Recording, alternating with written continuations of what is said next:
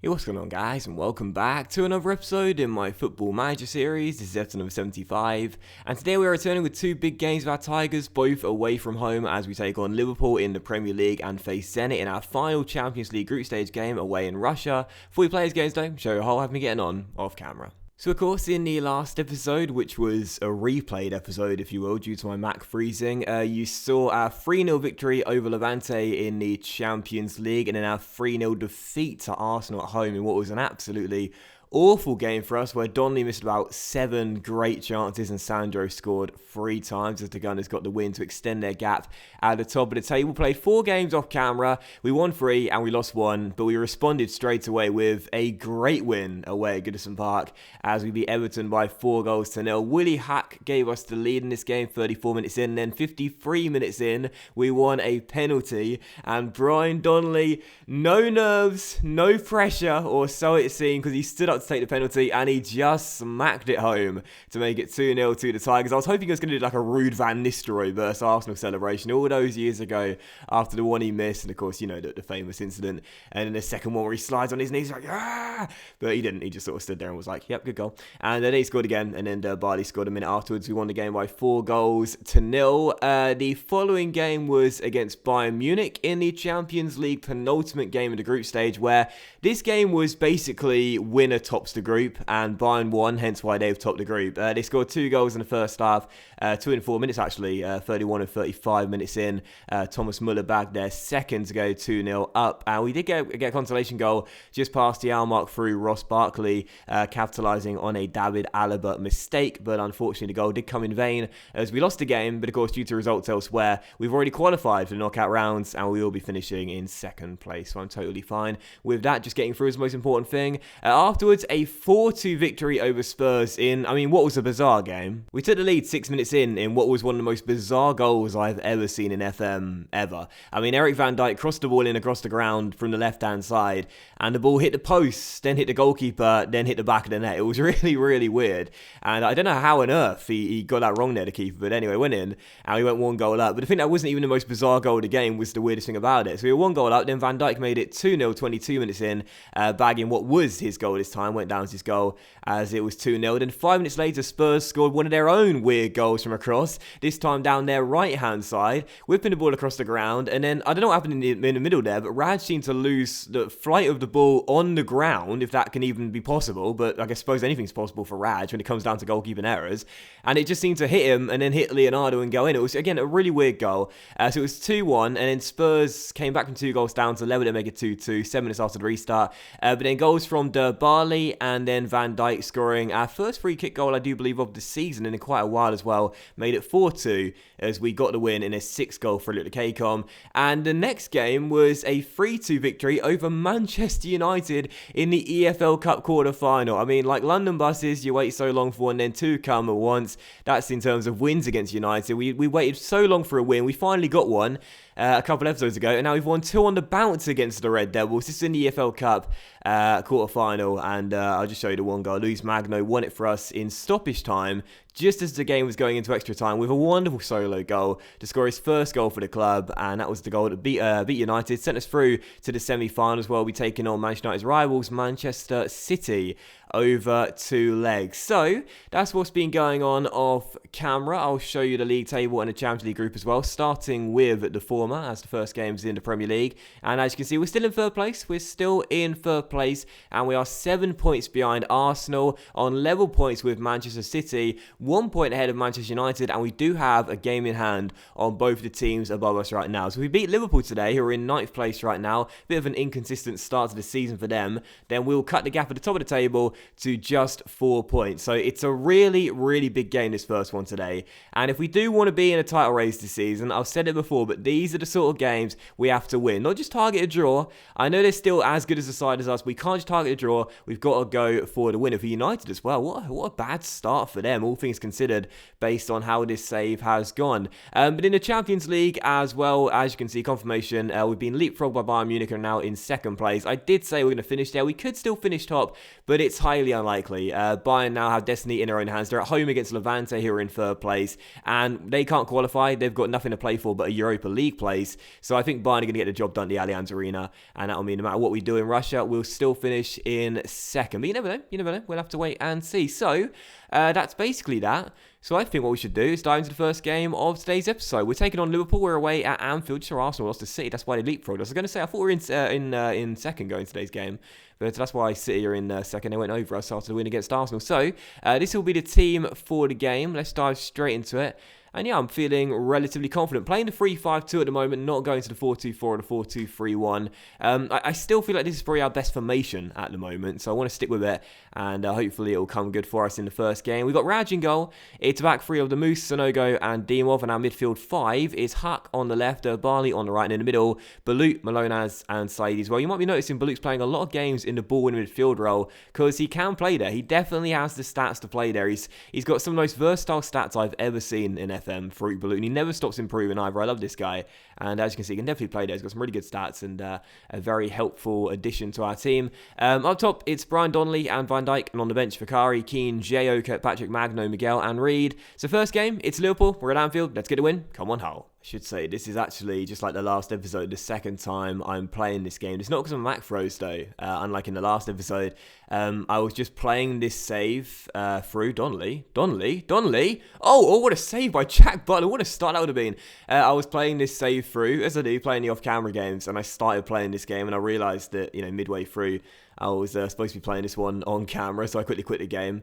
But it was 0-0 at the time. We're only about 30 minutes in, so nothing really matters. But yeah, Donnelly was through there, wasn't he? I was taken unawares by that, and he almost made it 1-0. But yeah, I'm feeling confident. Our run has been okay, despite the losses to Bayern and Arsenal. Other than that, we've been on a very, very good run. I think that's like, just 2 losses in our last 15, 16 games. So feeling optimistic, feeling good. And with Liverpool not doing too well at the moment in this season, I do fancy our chances. But we're away from home against a bigger club than us. I always do fear the worst. So here's Namato on the ball, and a chance here for the Reds to go in front. Ben Woodburn crosses, but Dimov clears. And now Van Dijk chases after it, but loses out to Palmer as Liverpool are again possession. Come on, Hull. These are the games we have to win, and losses really are disastrous. So let's get these 3 points. Woodburn on the ball, out wide towards Jose Gaia. Chance for a cross from the left back. In it goes. Sonogo heads clear. Saidi loses out. Can Liverpool get a chance? Yes, they can, and Gaia hits the woodwork as Dimov gets it away. Good chance there. Still 0-0. I do feel like just one goal might separate the sides in this one. Who's going to get it? I swear we were in second place going into today's episode. I swear that City game did not happen before we were in third.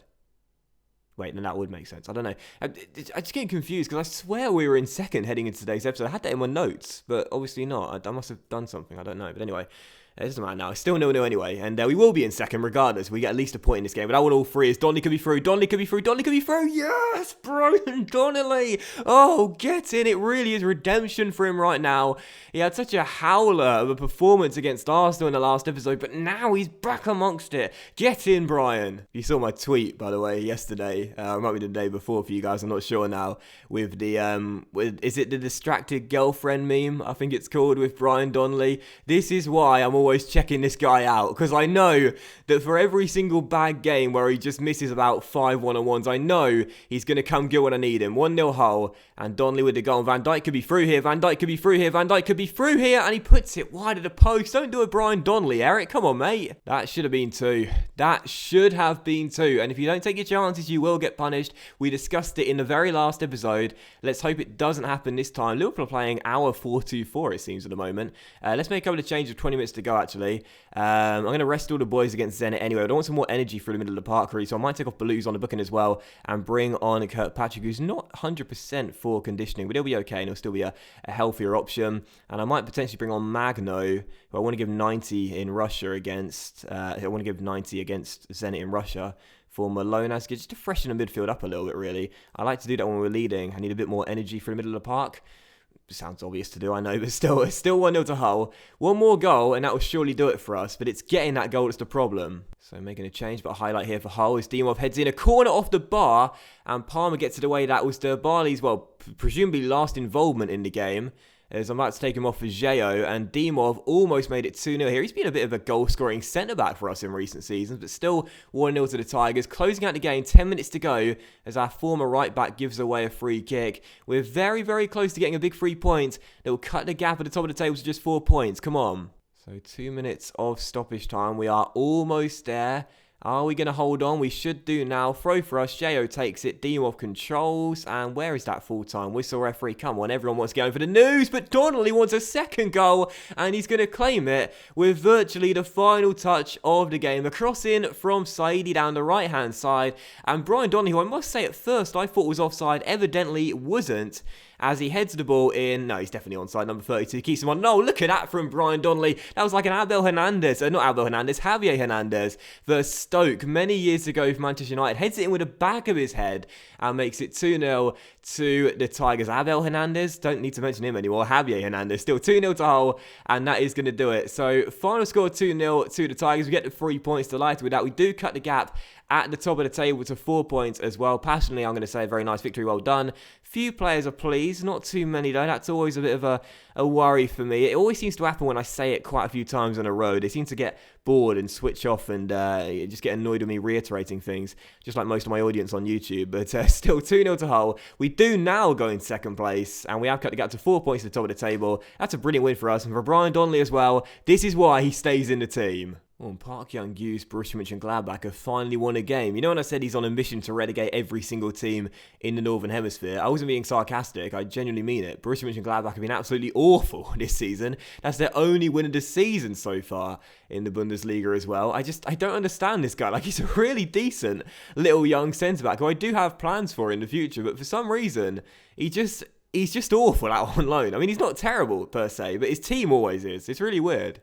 And as we're getting to the Champions League game against Zenit, we'll quickly do the FA Cup third round draw, as we are the holders of the competition, and we've been drawn against Barnsley at home. Didn't we face them last year in our run to beat City in the final? Didn't we face them last year in the FA Cup? I'm pretty sure we did.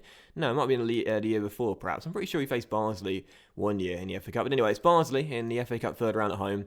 And yeah, definitely fancy our chances going into that game. So let's quickly advance to the Zenit game then and play our second and final game of today's episode away against Russia. Once again, a reminder of the scenario. We can still top the group. We're 1 point behind Bayern, but we need to win, obviously. And with Bayern playing Levante at home, I feel as though it won't really matter what we do.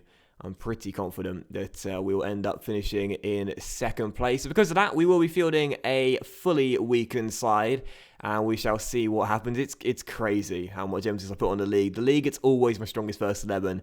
Champions League genuinely is my second highest priority in football simulation games, simulation manager games, or FIFA, whatever. But anyway, this will be a team for game regardless, and let's see if we can come through and get the win. So again, a full change 11 players, and let's see what happens. 4-2-4 for the game. These are our instructions with float crosses on for our boys up top. Vakari is in goal. The back four is Timon, Rodriguez, Keane, and Zhao. In the midfield, we have Kante and Luis Magno. The wingers are Miguel and Lecco. And up top together, Ruggiero and Brian Reed, both 6'6". So let's get down those wide areas and whip balls into the middle if we can. The bench is Raj, Demus, Becerra, Kirkpatrick, Barkley, Olivier, and Donnelly as well. So yeah, that's basically that. Second and final game today. It is indeed Zenit. Let's get the win. Come on, Hull City. Have such little emphasis on the Champions League, at least in the group stage. It's really, really weird. You know, because we're a team that should be trying to prove ourselves season after season that we're now becoming a big club in European football. We got to the Champions League final 2 years ago, you know, against United. Of course, we lost it, but still. But it doesn't matter. Like, I always seem to care much more about the league than the Champions League. I don't really know why that is. And it's not just in this save, it's in pretty much every single save I do. Like, I'm fielding a fully weakened side for the final game of the group as Kante goes for goal and the goalkeeper makes the save. Well, we could still top it with a win. It's really weird. Still, second highlight comes to us with Magno finding Lecco through towards Reed, inside towards Kante, and Kante through towards Ruggiero, who plays it through towards Brian Reed, who shoots, and it goes in at the near post as well. And despite us having a weakened lineup out there, we still have the lead. Already Bayern are up against Levante, because they're still in front of us in the group in real time, but we're doing our bit. We're 1 goal up, and it's Brian Reed who's put us in front 3 minutes in. Nice little ball by Kante to Ruggiero, who comes back into play from an offside position, finds his strike partner. Reed takes one touch, and I think the keeper probably should have done better. Maybe a bit of frosty fingers here away in Russia, but we don't mind. It's -7 degrees, so definitely that's the case. 1-0 Holdo, and we do have the early goal. Oh, I know this is a really, really unpopular opinion, but I have to say, despite football always being a winter game, I've never liked football in the winter. Absolutely hate it, because I used to play in goal myself and I could not stand those cold January Sunday or Saturday mornings. Oh, that was a nightmare. But anyway, 1-0 to Hull. Brian Reed with a goal. Nice to see our strikers link up for it as well. Not been a very good first half so far, but I don't mind one bit, because right now we're leading and we're doing our bit, if nothing else, with Kante on the ball finding Ruggiero through towards Reed. They're linked up again, but this time the goalkeeper puts his troubles to one side for a moment and does push the ball away with those frosty fingers. And it's still 1-0. Very good save there. We've been a better team in this first half. I'd love a second goal. Let's see if we can find one before the break. Obviously, we know now it's not really going to matter. Bayern are 2 goals to the good, so it doesn't really matter what we do. We could win this game 56-0. We'd still finish in second. That's why I didn't really put much emphasis on this game. And now 3 goals up, speaking of the Devils.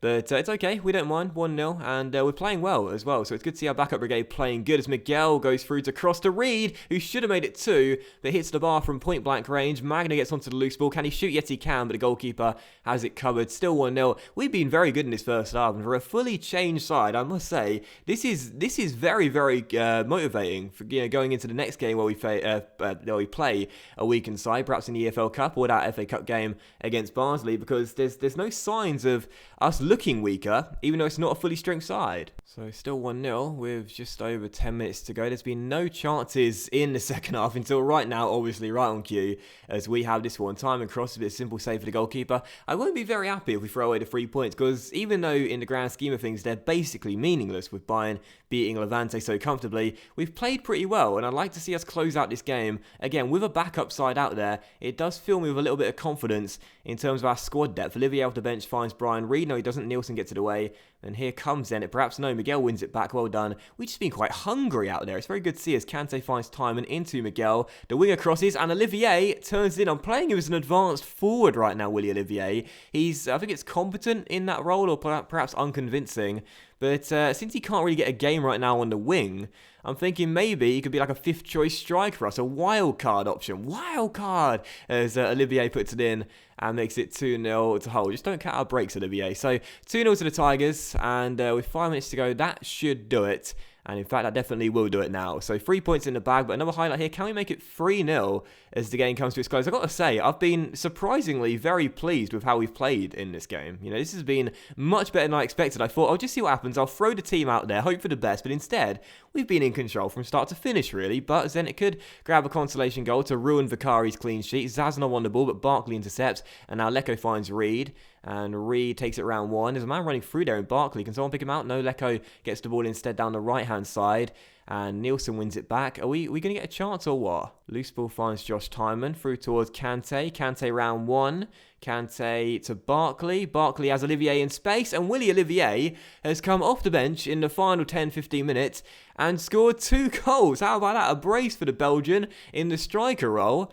And I've not been training him in the striker role, but maybe I should. Kante through to Barkley. A lovely through ball to pick out Olivier in space. And the Belgian fires at home. 3-0 Hull. This has been a brilliant episode. And after the frustration of the last episode, this has definitely cheered me up. So a solid 3-0 victory away in the freezing cold -7 degrees Russian soil. A big 2-0 victory over Levante, over Liverpool as well. Bayern beating Levante does, of course, mean this result was basically meaningless, but it's still good to get the win, and I'm delighted with that. So I'm just thinking, when is the Champions League draw? Because I'd like to do that in today's episode if I could.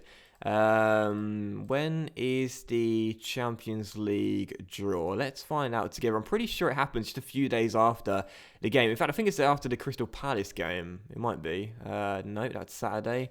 Yeah, there it is on Monday. So Monday, Champions League first knockout round draw. What I think I might do is play the Palace game off camera and then come back for that Champions League first knockout round draw. Let's do that. In fact, since we're coming into the game, why don't we play this game actually, and not do it off camera, and do a nice triple header today, because we all love those triple headers, don't we? So yeah, we'll do Palace away then at Selhurst Park, and then we'll do the Champions League first knockout round draw, where hopefully we'll get a pretty decent tie. So, Selhurst Park, third and final game today. Let's go through and get the win. Going back to the 3-5-2. And, yeah, I'm feeling pretty optimistic. Let's put low cross on as well, since we've got Donnelly and Van Dijk in there, who can't jump. So, Raj in goal for the final game. Back three is Damus, Dimov, and Sanogo.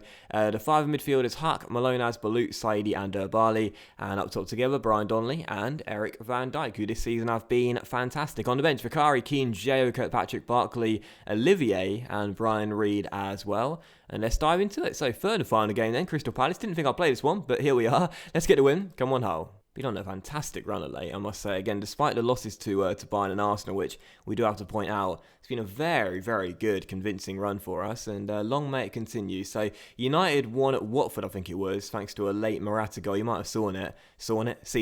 So that's why they've leapfrogged us and gone into second place right now. But it's very tight at the top of the table, I must say.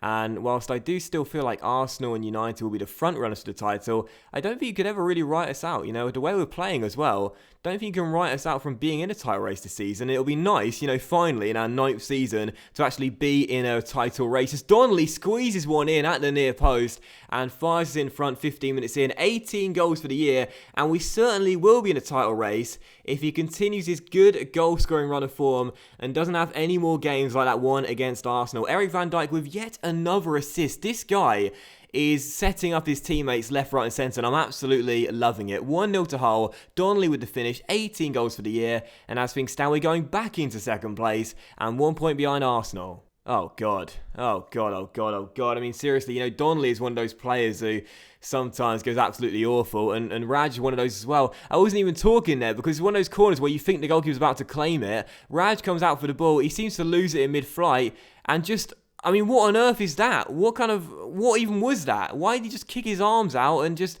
not even go for the ball? He just left it, and Palace have equalised. Dear, oh dear, still. Another highlight straight after this. Come on, let's bail Raj out, and let's get back in front. Van Dijk on the ball, tries to get inside. Can he cross the Donnelly? No, he shoots instead. Stayed at West Foderingham. Still 1-1. I tell you, I'm so annoyed with so many of my... you know, first names on the team sheet type of players. Raj, Donnelly, they always seem to have these sort of mistakes in them when things are going really well. Saidi to Van Dijk, through to Brian Donnelly. Oh, well, this guy is bailing out his captain and coming for that armband. 2-1 to the Tigers, his second goal of the game. He heard me criticising him in the last episode against Arsenal, and rightfully so, and he's responded big time as he fires us back in front just a few minutes after the Raj howler, puts his foot on the ball and then just levers it with that left foot right into the bottom corner. 2-1, back in front. Now let's find a third goal and get a 2-goal cushion. We won't get it before the first half comes to its close, but that's okay. We're in front. We're doing all right.